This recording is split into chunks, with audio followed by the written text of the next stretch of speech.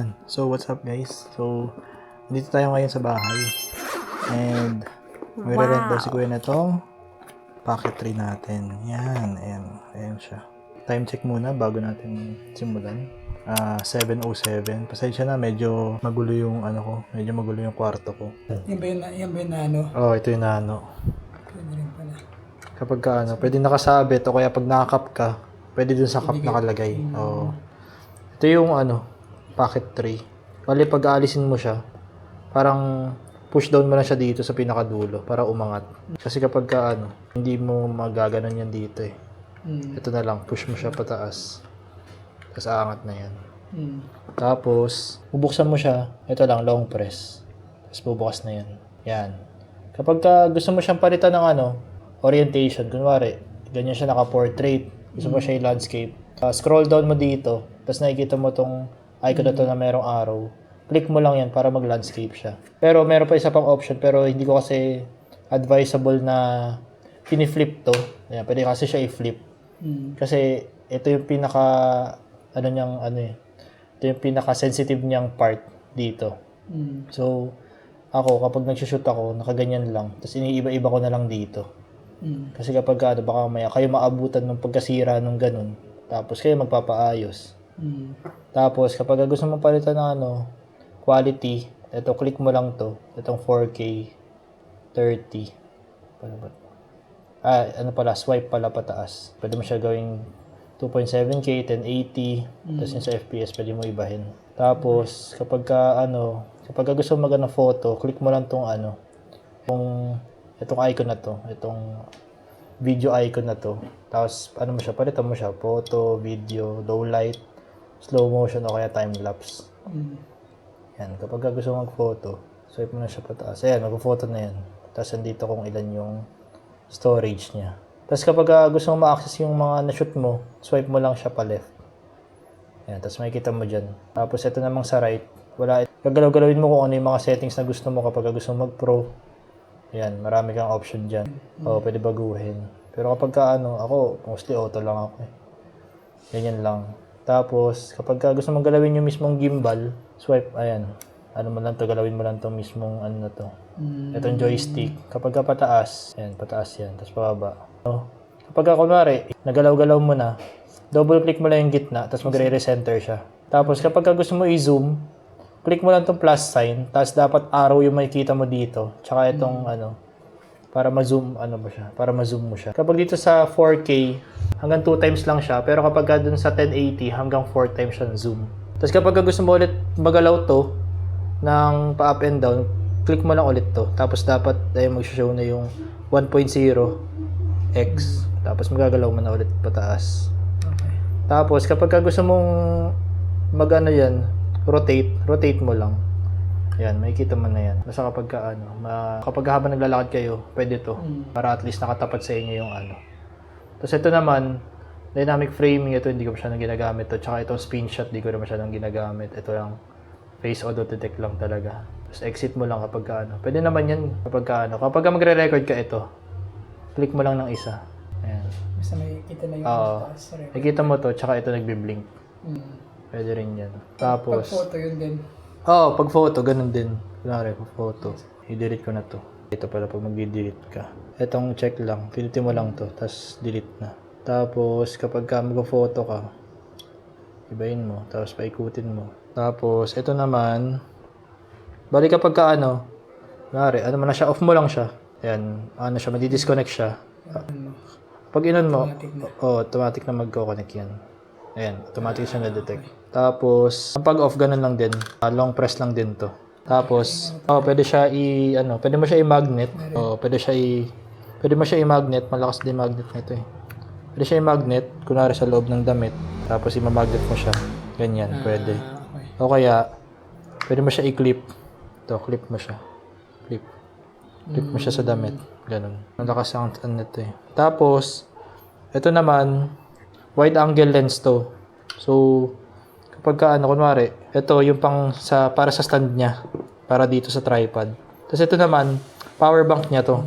So, kapag kinabit mo yan, pwede mo siya gamitin habang pwede mo siya kunin kapag sa PC, i-connect mo siya. Type-C to Type-C nga lang. Or pwede ka sa phone, para magda-download ka nung DJI Mimo. Ito, DJI Mimo. Tapos mag-create ka ng account mo. Tapos, pwede mo na kunin yung files dito nang nakabukas siya. Tapos, naka-Bluetooth. Ganun. Ito naman, charging charging cable. Tapos meron din kami dito tracker. Ito, wag nyo na lang pansinin itong tracker na to. Para lang sa Type-C namin din ba yan. Oo, Type-C din. Sa ano. Kapag i-charge mo siya, advisable na nakatayo. Kasi, Hindi diretso. hindi, pwede mo naman siya i-diretso. Pero, minsan kasi kapag bigla kasi siya nag-on. Ito na may... Dyan naman siya. Tapos mo lang siya at ita-tripod mo lang siya, ganyan. Para nakatayo siya. Yun lang naman. Hanapin mo lang dapat yung merong DJI sa taas. Kasi baliktad yung magiging magnet niya eh.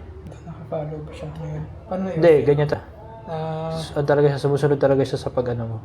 Yan, ganyan siya. Tapos kapag itatago mo siya, alisin mo na lang din yung...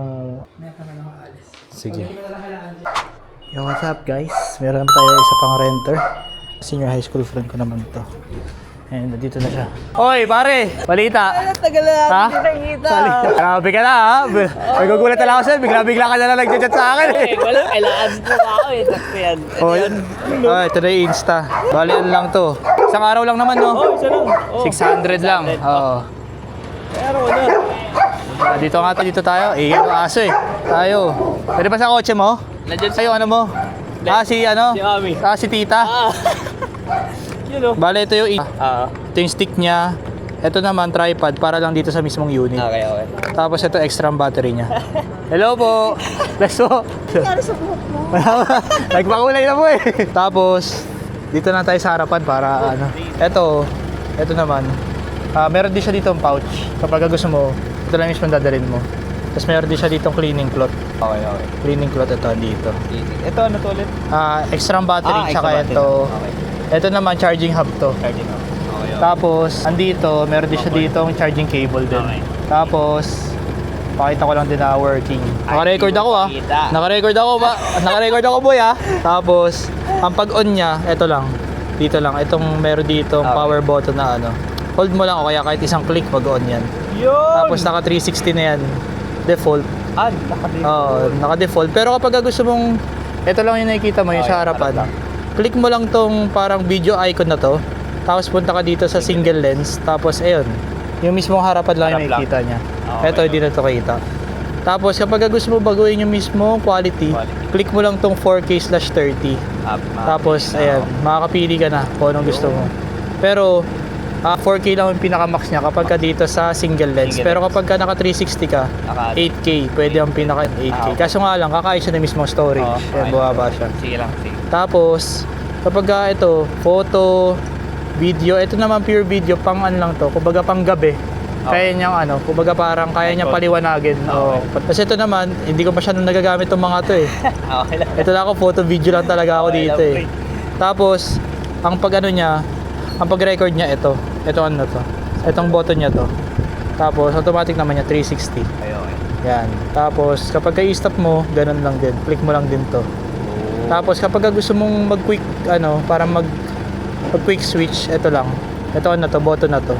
Quick switch ka kapag photo o kapag gusto mo bigla mag-photo, quick switch mo lang. Tapos, kapag gusto mo video naman, ganun lang din. Ito lang din. Tapos, kapag off mo siya, hold mo lang. Tapos kapag magpapalit ka ng battery, ipupush mo siya paloob. Push mo siya paloob. Tapos magpa-pop out yan. Tapos kapag kunwari, napalitan mo na. Push mo lang siya maigi. Kailangan nakapalabas yung button niya. Ayan, katulad niyan nakapalabas. Kapag yung isa diyan nakaangat, i-push down mo lang na maigi para siya mag-lock siya. Ito naman pang lens cover lang to.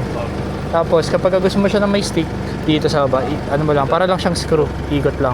Yun lang naman pare ko eh. Kapag i-edit mo, mag-download ka ng app. Sa app? Okay, pwede rin sa PC. Pero lang din, Insta360 app lang din. App din? App din. Kasi hindi mo siya may edit sa kahit anong app. Kapag na-export mo lang siya, doon mo lang siya may edit. So, ito yung app niya. Sige, good siya ngayon. Ano lang ba yan? Okay. Ito yung app niya, Insta360. kapag kunwari nakakonect ka na, ano lang naman to, Bluetooth lang naman to dito. Click mo to, tapos habang naka-on, pwede ka na mag-on dito. Pwede ka na ditong mag-edit or pwede mo siya i-download. Kunwari, meron ka ditong album. Kunwari, nakakonect ka dito sa mismong camera.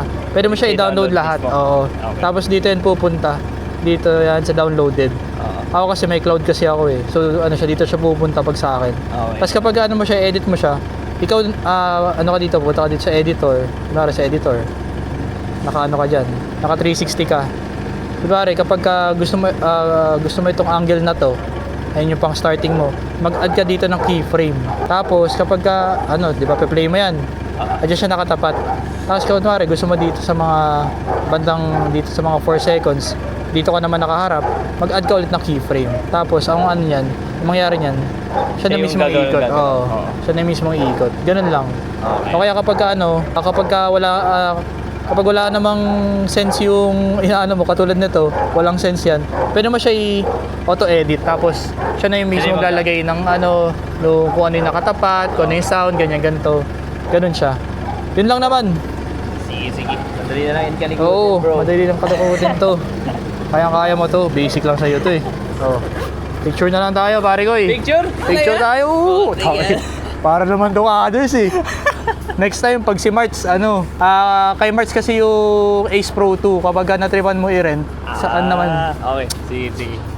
siya naman magdi-deliver sa'yo nun. kailangan. Picture naman tayo pare, hawakan mo lang to. Ayun na. Yan. 1, 2, 3, labo. Oo, so okay na yun. Okay, bro. Di na kita hingan ng security deposit, kilala naman kita eh.